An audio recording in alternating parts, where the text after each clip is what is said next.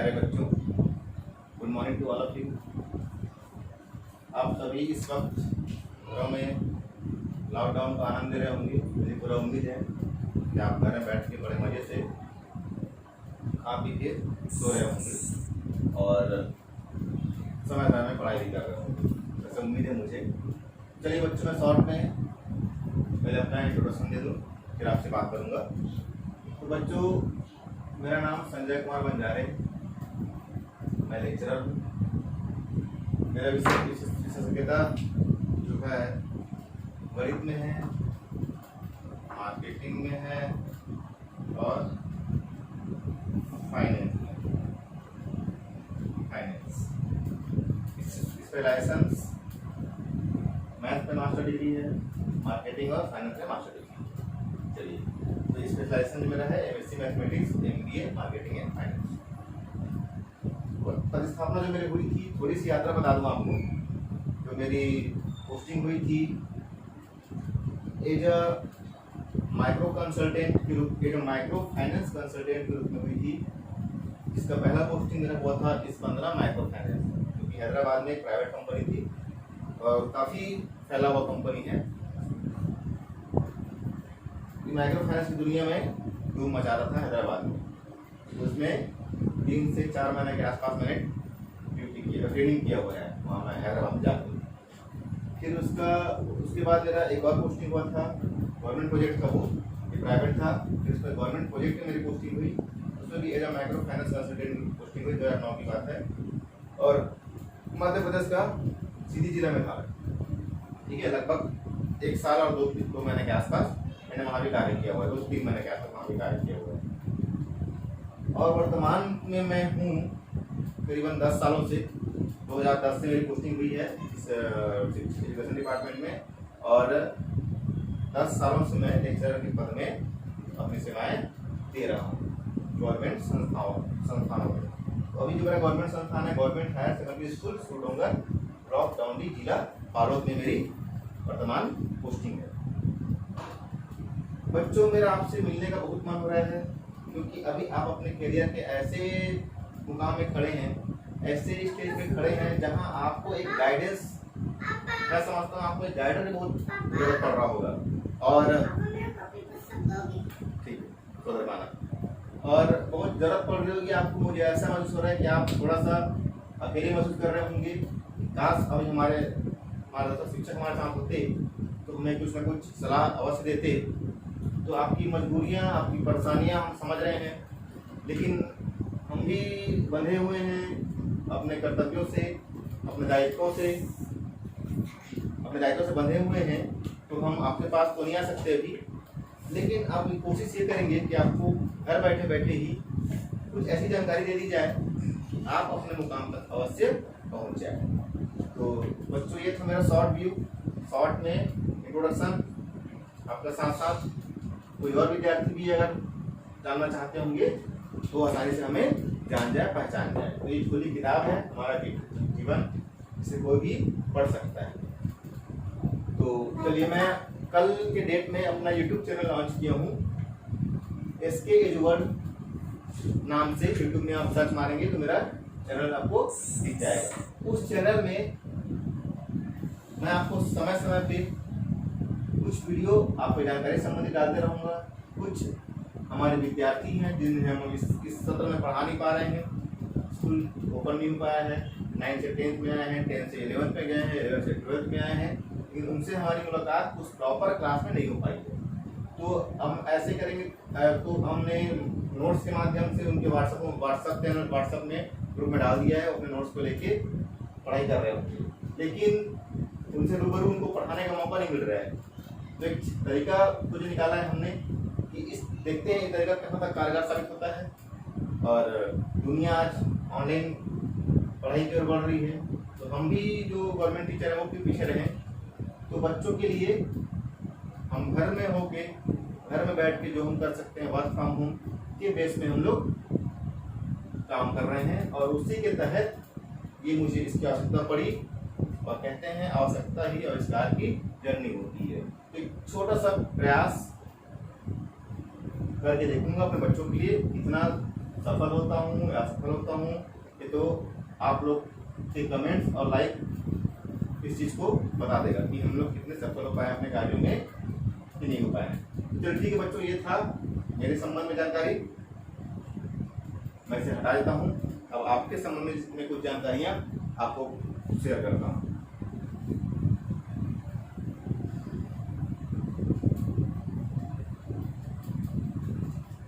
बच्चों, घर में बैठना अभी बहुत पीड़ादायक है, लेकिन आपको ये सुरक्षित भी है। तो हम घर में रह के जो कर सकते हैं वो हमें करना है, न कि बाहर भाग के।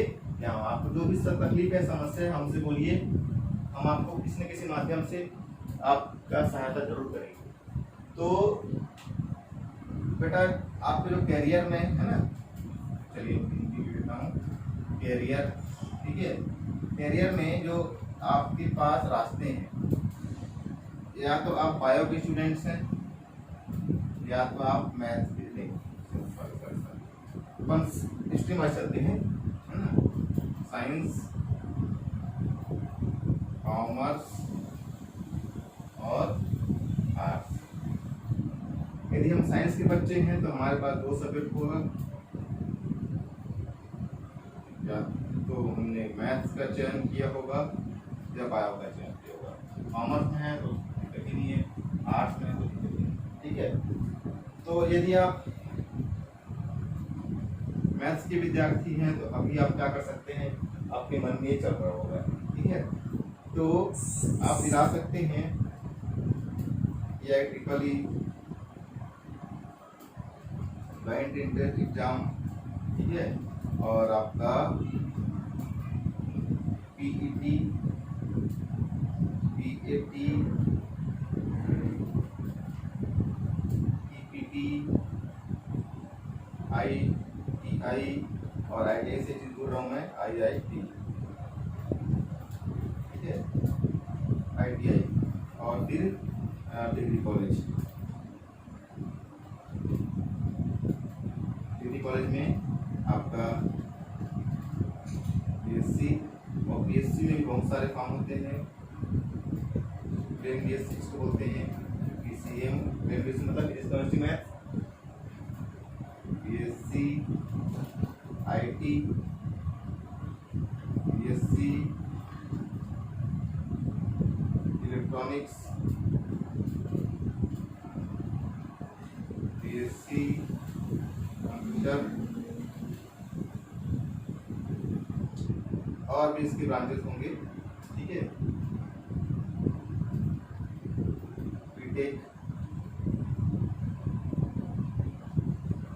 बीटेक है, बी फार्मेसी है, और लाइनें हैं जो आपको ये मोस्टली ये लाइन आपके लिए यदि आप मैथ्स में हैं तो आप IIT का एग्जाम दिला सकते हैं। AIEEE का एग्जाम होता है और जॉइंट एंट्रेंस एग्जाम होता है, तो ये शायद दोनों एक ही में होता है या फिर अलग अलग होता है, देखिएगा। चित्रों का ये है, और एक IIT होता है, एक PET, PPT, ठीक है। प्री इंजीनियरिंग टेस्ट होता है जिसमें इंजीनियर बनना है, इंजीनियर इसमें ही बनते हैं। ये आपका जो प्रतिष्ठित संस्थान है हमारे IIT, वहाँ के दर्शन होता है। IIEEE जॉइंट एंट्रेंस एग्जाम के थ्रू हम जितना भी हमारा कहना चाहिए जो नेशनल कॉलेज है ना, NIT नेशनल इंस्टीट्यूट है ना, नेशनल इंस्टीट्यूट टेक्नोलॉजी, तो IIEEE और JEEE के माध्यम से हम NIT में प्रवेश करते हैं। IIT का एग्जाम होता है जिसके हमारा प्रतिष्ठित संस्थान है IIT, 5 वर्ष होता है हमारा, और वहाँ हम पढ़ते हैं, डिग्री लेते हैं। PET होता है प्री इंजीनियरिंग टेस्ट, इसमें इंजीनियर बनना है तो PET के थ्रू बन सकते हैं। PAT होता है प्री एग्रीकल्चर टेस्ट, इसमें हमको कृषि के क्षेत्र में आगे बढ़ना है तो हम ये एग्जाम ला सकते हैं। PPT प्री पॉलिटेक्निक टेस्ट में जूनियर इंजीनियर मतलब इंजीनियर का ही ग्रुप होता है ये, और इसके बाद होता है ITI, इसका छोटा रूप है, ठीक है। इसके ब्रांचेस होते हैं, इसके थ्रू हम दे सकते हैं, और जिसको इन सब में कोई इंटरेस्ट नहीं है, ये जो टेक्निकल फील्ड है, ये सब सारे क्या चीज़ है, टेक्निकल फील्ड है ये, टेक्निकल है ना, टेक्निकल फील्ड है, तकनीकी विज्ञान है। इसमें अगर हम रुचि नहीं रखते हैं तो हमारी जो डिग्री है नॉन टेक्निकल फील्ड होते हैं। नॉन टेक्निकल में हम दे सकते हैं प्लेन बीएससी, जिसका केमिस्ट्री मैथ्स कर सकते हैं, फाउंडेशन है, हिंदी में सब में रहेगा। बीएससी आईटी है, इंफॉर्मेशन टेक्नोलॉजी है, बीएससी इलेक्ट्रॉनिक्स है, बीएससी कंप्यूटर साइंस है, बीटेक है। साथ में बीएससी बी होता है, प्लास्टिक इंजीनियरिंग होता है ना, प्लास्टिक इंजीनियरिंग भी होता है। तो प्लास्टिक इंजीनियरिंग में भी हम जा सकते हैं, ठीक है, बी प्लास्टिक इंजीनियरिंग। तो ये जो क्षेत्र है ये आपके मैथ्स के क्षेत्र हैं। और डेफिनेटली आप इतने सारे फील्ड में कहीं भी घुस जाइए, है ना, आपके लिए कैरियर ही कैरियर। बायो के लाइन में आऊँ तो बायो में जो प्रतिष्ठित संस्थान है जहाँ हम जाना चाहते हैं, एम्स है, ठीक है। और इसमें जो होता है एमबीबीएस, जो टॉप का डिग्री है, ग्रेजुएशन स्तर पे भाई, स्नातक स्तर पे टॉप की डिग्री है बेस बायो के लाइन में, वो क्या है, एमबीबीएस है। इसमें हम किस माध्यम से पहुंच सकते हैं, तो इसमें हम पहुंच सकते हैं एमबीबीएस में पहुंच सकते हैं नीट के थ्रू। अभी स्टेट मतलब नेशनल लेवल में जो एग्जाम्स हो रहे हैं वो कौन से हो रहे हैं, नीट, ठीक है, नीट के माध्यम से नेशनल इंट्रेंस एग्जाम है ना, के थ्रू हो रहा है। और नीट के अलावा हमारे पास क्या ऑप्शन है, तो नीट के अलावा हमारे पास है, कई बच्चे हमसे कहते हैं कि हमको फार्मेसी करना है। कई बच्चे से बात करते वक्त उनको बोलते हैं कि हमें नर्सिंग फील्ड में जाना है। कई बच्चे बोलते हैं कि हमें टेस्टिंग में जाना है, ये पैथोलॉजी है, ठीक है, और पैथोलॉजी हो गया। फिर इसके अलावा BA MS 3 वर्षीय कोर्स होता था, है ना, डेंटल हो गया, आयुर्वेदिक हो गया, आयुर्वेदिक, होम्योपैथिक, ये सारे लाइन से हैं, है ना। फिर आपका फिजियोथेरेपी है, फिजियोथेरेपी, DAMLT। तो ऐसे कुछ लाइनें हैं जहाँ आप बायो के स्ट्रीम वाले बायो वाले हैं तो वहाँ आप जा सकते हैं, ठीक है। और बायो वाले पॉलिटिक्स कर सकते हैं, ITI भी कर सकते हैं, क्योंकि 10th बेस में होता है, ठीक है। ये 8th बेस से होता है, ये वाला 8th बेस से है, और ये 10th बेस से है। तो 10th की सर्विस इधर नहीं जा सकती, ठीक है। तो ये आपके लिए मतलब ये जो BCom है डिग्री कॉलेज में आप कर सकते हैं। BSc, जब BSc आप करेंगे तो इसमें होता है प्लेन BSc, इसको PCB बोलते हैं। इसमें होता है माइक्रोबायोलॉजी, ठीक है। और माइक्रोबायोलॉजी के अलावा आपका जितने भी BSc के सब्जेक्ट्स हैं जो उन सभी में आप का प्रवेश हो सकता है। चलिए ये तो हो गया रास्ते, लेकिन आप पहुँचेंगे कैसे यहाँ तक, नीट MBBS में कैसे जाएंगे, तो आपको नीट एग्जाम क्रैक करना पड़ेगा। अगर आपने नीट एग्जाम क्रैक किया, क्रैक मतलब तोड़ना फोड़ना, उस एग्जाम को आपको तोड़ना फोड़ना है, तब जाके आप नीट क्लियर कर पाओगे और MBBS में प्रवेश कर पाओगे। अगर आपको फार्मेसी ज्वाइन करना है तो इसमें PPHD करके एक एग्जाम होता है, स्टेट गवर्नमेंट इसको एग्जाम लेता है, PPHD करके होता है, ठीक है। इस एग्जाम के थ्रू आप फार्मेसी में चयन लेगा। फार्मेसी में आपको दो होता है, एक होता है B फार्मा और एक होता है D फार्मा, ठीक है। B और D, डिप्लोमा इन फार्मेसी और ये बैचलर इन फार्मेसी। ये दो फार्मेसी में आपका B फार्मा और D फार्मा हो गया। नर्सिंग फील्ड में जाएंगे तो नर्सिंग के लिए भी आजकल एग्जाम होता है ना, नर्स के एग्जाम होता है, जिसमें नर्सिंग में आपका BSc नर्सिंग भी होता है, BSc नर्सिंग भी निकालता है, और एक आपका ऐसी नर्सिंग होता है जिसमें GNM और ANM के पोस्ट में जाते हैं, मतलब GNM का कोर्स होता है और ANM का कोर्स होता है। ये भी नर्सिंग का ही रूप है, ठीक है। और एक BSc नर्सिंग होता है, इसमें आपको बेसिक डिग्री मिलता है। तो पैथोलॉजी टेस्ट में DMLT का एक कोर्स होता है, जिसमें आप विभिन्न प्रकार के अपना एक्सरे है ना, एक्सरे है, MRI है, जितने बड़े बड़े टेस्ट कराते हैं उन सब का आप ट्रेनिंग 6 महीना, साल भर, 2 साल मैक्सिमम 4 बार 2 साल का वो होता है, कोर्स होता है, उसे ज्वाइन करके आप टेक्नीशियन के रूप में बन सकते हैं ना, टेक्नीशियन बोलते हैं जिसमें टेक्नीशियन होता है, उसका में आप चयन करा के अलग अलग स्टेट में उसका वो है, आप वहाँ जाके संपर्क करके जुड़ सकते हैं उनसे। BAMS 3 वर्षीय पाठ्यक्रम होते थे जो शायद अभी की डेट में क्या है कंफर्म नहीं इस बारे में। डेंटल का कोर्स होता है आपका नीट एग्जाम के बेस में नंबर के आधार पे इसको होता है। फिर आपका फिजियोथेरेपी कोर्स है, एग्रीकल्चरल कोर्स है, आयुर्वेदिक है और ये होम्योपैथी है। तो ये सब सबके लिए आयुर्वेदिक विज्ञान होता है, आयुष और धारा होता है ना, वहाँ भी फार्मेसी का वहाँ फार्मेसी के कोर्स होता है। तो ये सब सारे एग्जाम के बेस में हम वहाँ तक के पहुँचते हैं और सब सारे एग्जाम का डेट सभी क्लियर हो चुका है, डिक्लेयर हो चुका है। आपको फॉर्म भर देना चाहिए, परीक्षा कभी भी हो उससे आपको मतलब नहीं है। आपको केवल सबसे पहले स्टेप ये लेना है कि आप अपने लक्ष्य टारगेट के अकॉर्डिंग आपको बनना क्या है, आपका लाइफ में गोल क्या है, गोल सेटिंग कीजिए और गोल सेट करने के पश्चात जिस भी लाइन में आपको जाना है तुरंत उसका फॉर्म पता कीजिए, उसका फॉर्म डेट फिलअप करने डेट कब तक है, सारे डेट ऑलमोस्ट निकल गए होंगे। आप उन सारे डेट को जानिए, समझिए और तुरंत फॉर्म को भरिए। ठीक है, हमने समय समय में आपको कई चीज़ों के लिए व्हाट्सअप भी किया हुआ है कि इसका फॉर्म आ चुका है, फिलअप कर लीजिए। तो बाकी बच्चे जिनसे हमारा संपर्क नहीं हो पा रहा है वो इस क्लास को देखें, समझें और अपने गोल के हिसाब से आप पता कीजिए साइबर कैफे अगर हम जाके कि जब डेट कब तक है और अभी डेट है तो वो फॉर्म को आप फिलअप कर दीजिए। फिर जिस हिसाब से भी एग्जाम कराया, कंडक्ट कराया गवर्नमेंट, फिर आप उस एग्जाम को ब्रेक कीजिए और अपने मन चाहा जगहों में जाइए और वहाँ से डिग्री लेके अपने लाइफ का स्टार्ट कीजिए। तो ये हो गया साइंस सब्जेक्ट के बारे में।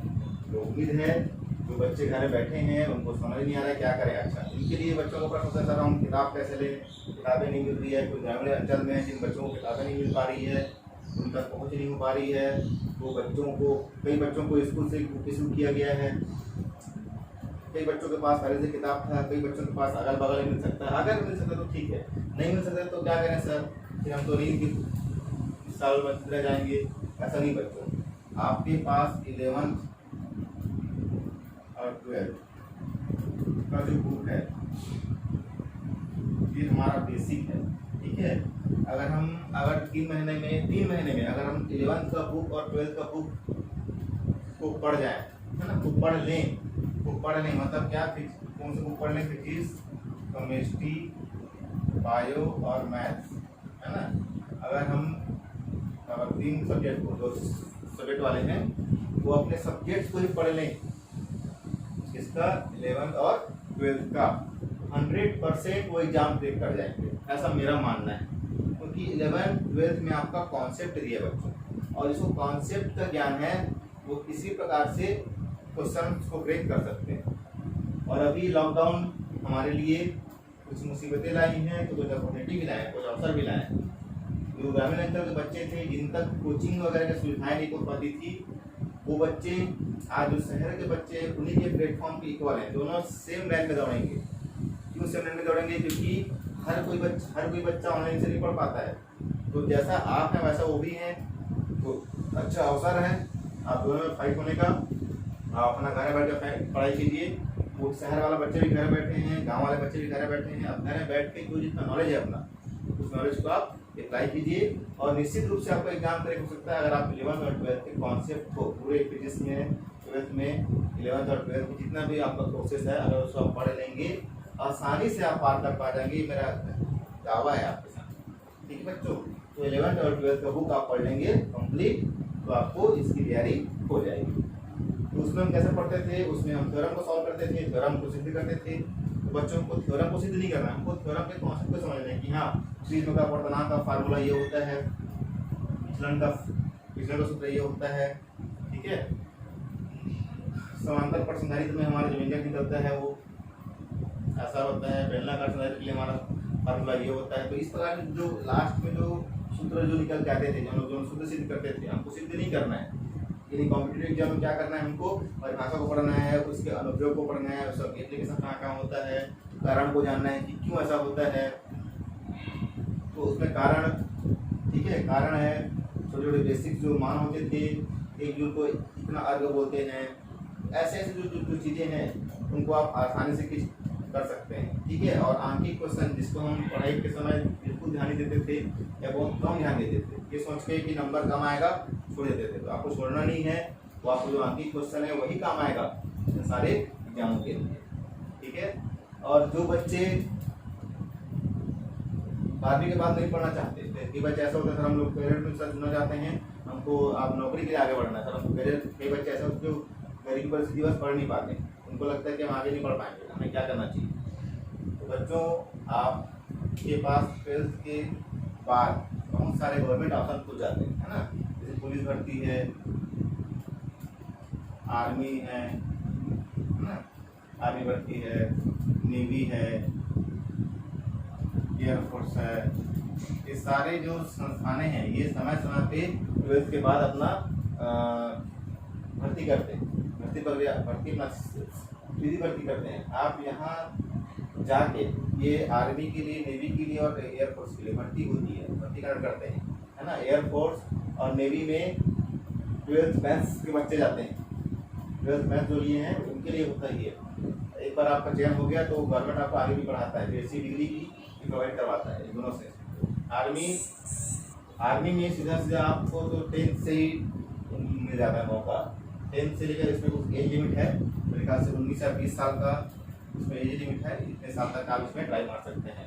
18 से शुरू होकर 18 से 20 तक के बच्चे इसमें, 20 या 20 ही मेरे ख्याल से एज मेरे नहीं पता, लेकिन 18 वर्ष से स्टार्ट होता है और 20 साल तक के आप इसमें ट्राई मार सकते हैं और आर्मी में अपना इसको बना सकते हैं। तो पुलिस भर्ती है, ये भी आपका एसएससी भी कंडक्ट कराता है, समय समय पे अपना स्टेट गवर्नमेंट भी इसके लिए पोस्ट निकालते हैं। ठीक है। तो कई जगह 12वीं मांगता है, कई जगह BSc मांगता है, तो समय मतलब उसके आवश्यकता के अनुसार है, आप इसमें भी जा सकते हैं। इसके लिए आपको क्या करना पड़ता है, इसके लिए आपको प्रतियोगिता एग्जाम फाइल करना पड़ता है, प्रतियोगिता एग्जाम, है ना, जो व्यापम कंडक्ट कराता है, जो व्यापम देता है, कई बार स्टेट लेवल से SSC जो कंबाइंड लेवल एग्जाम होता है उसके जरिए भी आप इसमें जा सकते हैं। तो ये था बच्चों साइंस और कॉमर्स के बच्चों के लिए छोटी सी गाइडलाइंस। कला के बच्चे क्या कर सकते हैं, तो कला के बच्चों पे तो डायरेक्ट आप BA करो, BBA करो, ठीक है, ये BBA कंप्यूटर कोर्स कर सकते हैं। ठीक है बेटा, कंप्यूटर कोर्स कर सकते हैं आप, और इस तरह से आप आगे बढ़ सकते हैं। वैसे कॉमर्स के बच्चे के पास CA होता है, CPT होता है, CPT बहुत बढ़िया कोर्स है ये, BBA, है ना। CA मतलब बहुत चार्टर्ड अकाउंटेंट होता है, तो बहुत टफेस्ट एग्जाम में आता है। ठीक है। आप MBA कर सकते हैं, MBA के लिए आपको एग्जाम फाइल करना पड़ता है, जैसे कैट, है ना, कैट की एग्जाम है, कैट एग्जाम वगैरह आप चलिए बच्चों, एक इम्पोर्टेंट कॉल आ रहा है, मैं कॉल अटेंड करता हूँ, फिर आपसे बात करेंगे, फिर आपसे आगे बढ़ाते हैं। हेलो।